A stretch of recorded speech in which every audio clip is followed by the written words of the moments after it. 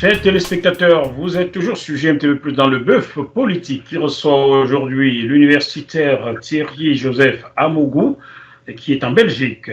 Nous allons avec lui aborder dans cette dernière partie un titre qui lui est cher, publié également, un titre de l'un de ses ouvrages, publié également en 2011. Vous êtes prolixe, Thierry Amougou. En 2011, vous avez publié combien de livres finalement?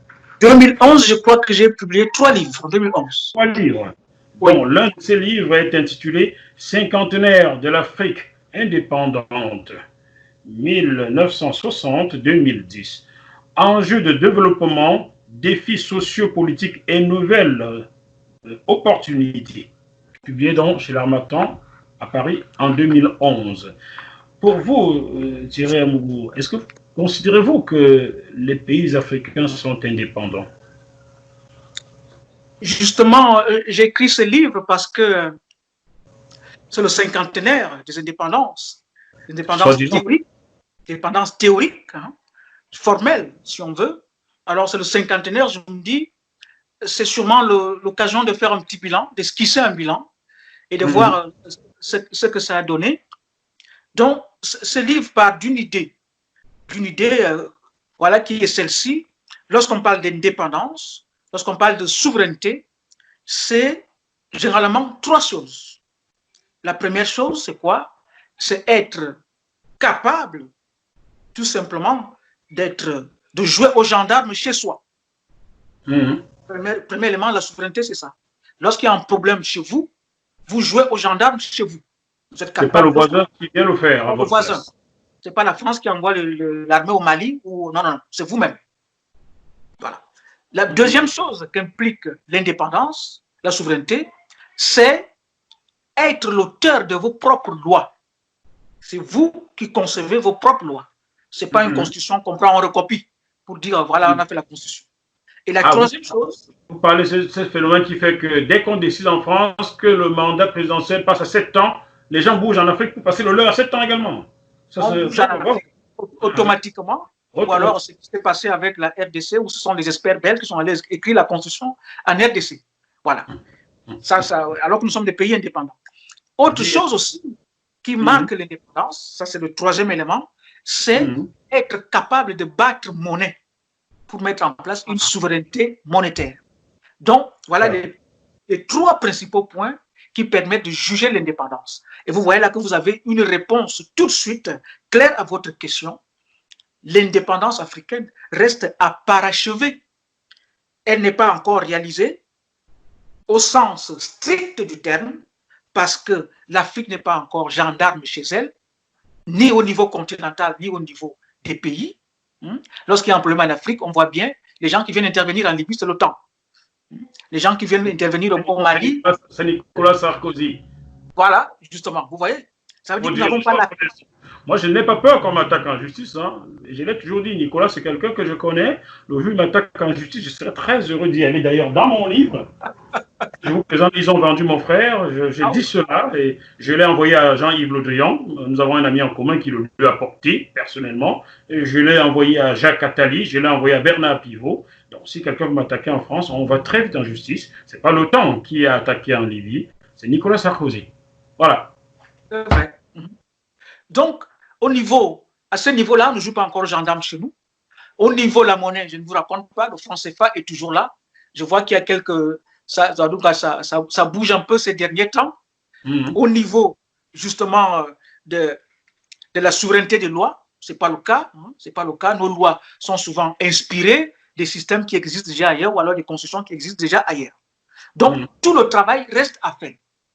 Une fois ce constat posé, je regarde donc, est-ce que l'Afrique, malgré le fait que son indépendance soit encore à parachever, à parfaire ou bien à rendre réelle, est-ce que l'Afrique peut être confondue à un électroencéphalogramme plat sur le plan économique, sur le plan social, sur le plan politique et sur le plan culturel? Donc, j'essaie donc de voir, est-ce qu'on a eu des processus, est-ce qu'on a eu des frémissements, est-ce qu'on a eu des conjonctures qui ont amorcé des choses?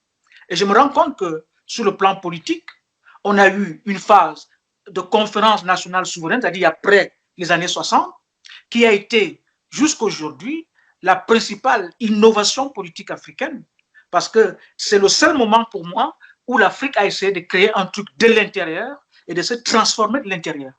Ces conférences nationales, lorsqu'elles ont été souveraines, avant qu'elles ne soient détournées, parce que certains présidents sont mis à les anticiper, et là, elles n'étaient plus souveraines. Mais au départ, ça a vraiment été une innovation politique exceptionnelle. Je remarque qu'au niveau de la transition politique, on a eu quand même des mouvements. Si on prend un pays comme le Sénégal, on prend un pays comme le Bénin. Le Bénin, oui. Voilà, il y a eu quelques mouvements, un pays comme le Ghana. Je me suis dit, il y a eu des avancées quand même au niveau politique. Et puis, on a eu d'autres mouvements qui étaient beaucoup plus problématiques. Les successions, les fils d'eux qui ont succédé à leur père. On a eu justement une transmission du pouvoir colonial ou alors un renouvellement tout simplement donc, du même régime, c'est-à-dire une génération différente du même régime qui succède à l'ancien. Là, c'est des cas du Gabon, le cas de la RDC, le cas de plusieurs autres pays, du Congo, voilà. Du Togo, voilà, avec la famille Yadema, du Togo, pardon, autant pour moi. Donc, vous êtes là dans une situation qui montre que ce sont les mêmes générations de pouvoir qui continuent. Et que dans la post-colonie, il y a encore du colonial. Il y a encore du colonial, parce que lorsque Yadema fils succède à Yadema père, lorsque Bongo fils succède à Bongo père, vous êtes là dans le pouvoir colonial qui se perpétue et se transforme. Donc, ça, c'est au niveau de quelques mouvements qu'il y a eu. Et vous vous rendez aussi compte qu'il y a eu d'autres mouvements qui sont aussi la présence, qui traduisent aussi la présence du colonial dans le post-colonial, dans le cas du Cameroun, c'est Aïdjo qui donne à Biya. Dans le cas de la Côte d'Ivoire, c'est Houphouët-Boigny qui donne à Konan Bédié. Voilà, donc vous voyez c'est la dynamique mise en place au sortir de l'État colonial qui continue à se renouveler dans de nombreux pays africains. Donc ça je le mets aussi en évidence dans cet ouvrage-là. Oui. Et le gré à gré, quoi. C'est du gré à gré. Exactement. Bien supervisé par quelqu'un qui est en Occident. Toujours. Parce que lorsque je parle du pouvoir colonial, c'est ce pouvoir qui est mis en place par les anciennes puissances coloniales pour rester en disant formellement qu'elles sont parties. Donc, si ça se poursuit, ne jamais oublier que dans la caractéristique de ce pouvoir colonial, il y a cette idée de stabilisation des sources de matières premières. Les régimes doivent être stables pour que la France n'ait pas de problèmes par rapport à son approvisionnement en matières premières, par rapport à ses débouchés. Donc, la caractéristique de ce pouvoir, c'est qu'il soit stable. Et qui assure cette stabilité, c'est très souvent l'ancienne puissance coloniale. La stabilité du pétrole français, c'est elle au Gabon, et voilà, et le régime Bongo doit être stable. On ne veut pas de vagues. Donc, c'est important de le mettre en évidence. Et sur le plan donc des rapports entre l'Afrique et l'international, ça n'a pas été un électroencéphalogramme plat non plus. Pourquoi? Parce qu'il y a eu la Chine qui est arrivée. C'est-à-dire, je ne dis pas que la Chine est là pour nous, la Chine est là pour elle, mais la Chine a quand même permis une diversification des rapports entre l'Afrique et l'extérieur. Ça veut dire que l'Afrique a désormais un panorama, un tableau de bord, clientèle beaucoup plus large. Il y a la Chine, il y a les émergents, il y a la Russie, il y a d'autres pays. Donc, on a un choix. Et on a de nouveau la main parce que les matières premières sont de nouveau très, très importantes dans le développement de la Chine. Et là, j'analyse donc cela comme étant une opportunité qui n'est pas déjà toute faite, mais qui doit être construite par l'Afrique. Autrement dit, les pays africains individuellement et l'Afrique collectivement doivent avoir une politique par rapport à la Chine pour que cette venue de la Chine lui soit profitable. Sinon, d'ici quelques années, nous allons encore pleurer parce que les Chinois feront la même chose que les anciennes puissances coloniales. Alors, dans le rapport du Sénat français de 2013-2014, cette inquiétude-là existe déjà.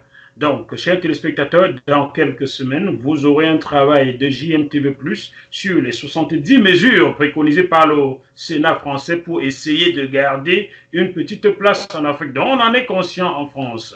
Ne soyez donc pas surpris que bientôt en France, on vous déroule le tapis rouge. Si vous êtes étudiant africain, c'est pour garder une certaine relation. Quelque chose que je précisais dans ce livre, mes discussions dans ce livre avec Michel Roussin, avec Dominique Strauss-Kahn, il y a 15 ans, ouais, j'en parle ici, je leur disais, faites attention, il va falloir revoir les accords signés entre la France et la France. Car aucun pays africain n'a jamais signé un accord avec la France. Du moment où aucun pays africain n'a jamais élu démocratiquement son président, vous ne pouvez pas dire que la France a signé un accord avec un pays africain. C'est signé entre la France et la France. Vous comprenez un peu le truc. Je peux en parler déjà il y a 15 ans, ils n'écoutaient pas. Aujourd'hui, au Sénat, on réfléchit sur ce que je disais à Dominique Strauss-Kahn il y a 15 ans. Donc, bientôt, je ferai ce travail-là. Une partie du rapport, un extrait du rapport français intitulé « L'Afrique est notre avenir ». Au Sénat français, l'Afrique est notre avenir. Et vous voyez bien comment cette présence de la Chine en Afrique amène les Français à reconsidérer un ensemble de choses. Donc, c'est aussi positif pour l'Afrique que le fait de sentir la pression, en tout cas le fait de sentir le feu au cul, amène les Français à se dire il faut peut-être qu'on réajuste nos rapports avec ces pays-là. Dans cet ouvrage, je fais aussi une réflexion sur la nature, justement, donc, des démocraties qui sont en train de se construire en Afrique, parce que j'estime que c'est vraiment un balbutiement démocratique, c'est vraiment au départ. Et qu'est-ce que je remarque concernant ces démocraties? C'est que, en tout cas, ces prémices démocratiques, c'est qu'un des grands problèmes que nous avons encore en Afrique aujourd'hui, c'est que nous ne savons pas gagner. Nous ne savons pas savoir gagner. Ceux qui dirigent refusent de savoir gagner. Nous ne savons pas gagner et nous ne savons pas perdre. Pourquoi nous ne savons pas gagner? Parce que nous sommes encore dans des régimes où, justement, parce qu'il n'y a pas de démocratie, celui qui gagne écrase les autres. Celui qui gagne écrase les autres. Dans un régime pas considéré quoi.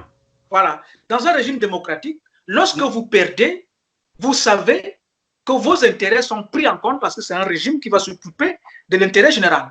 Donc, c'est pas, voilà. Ce qui implique automatiquement que nous ne savons pas perdre. Pourquoi? Parce qu'en perdant, nous savons que nous sommes morts.